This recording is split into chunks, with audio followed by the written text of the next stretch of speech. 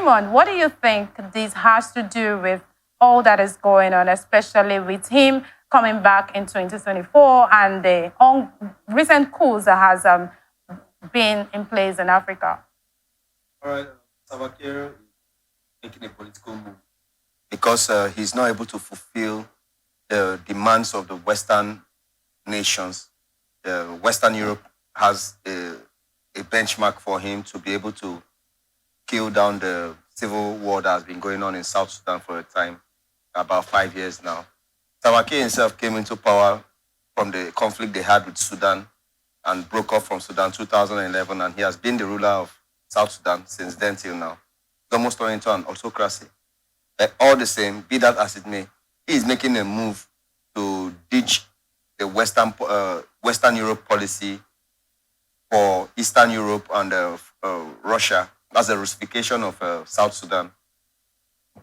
South Sudan on its own is still struggling with the nascent birthing pains of a new nation, and has not been able to gather his opposition forces and treat them as partners in development. He has seen them as enemies, and that's what most young nations pass through.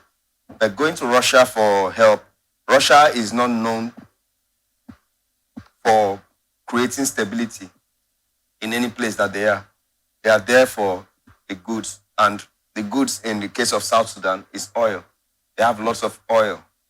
And if Russia is having a deal with South Sudan, it's strictly because of oil. They cannot really give South Sudan any template to ensure good governance, to ensure democracy. They are just going to bring some Wagner forces there and just create a sense of security, but there will be no actual development working with the Russian model. So you think that this alignment between Russia and South Sudan might not turn out well in the end? Yeah, it's just like cooking okra soup. If you don't eat it that night, next morning it gets sour. You know what I'm saying? No, but if you look at it, you said that Russia always has its own interests in all of this. Well, Putin expressly said this relationship is going to strengthen more if all of the refineries you are going to be building, part of it would be run by Russians. Now, it's expressly telling you, I am in for the oil. But now let's look at what is in this for South Sudanese. What exactly is in this collaboration, this partnership for the people? In the partnership with South Sudan and Russia, a la Salva Kiir, I see it as a protection of Salva Kiir's authoritarian rule. Yeah, Salva Kiir's authoritarian rule will be secured.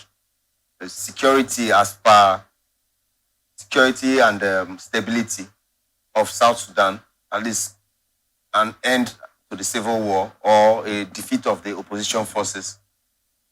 Russia can provide that. Better the actual movement from a stagnant nature to a progressive nation. I don't think Russia has any.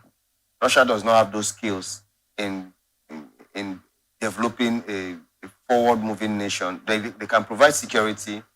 They might end the civil war by eliminating the opposition.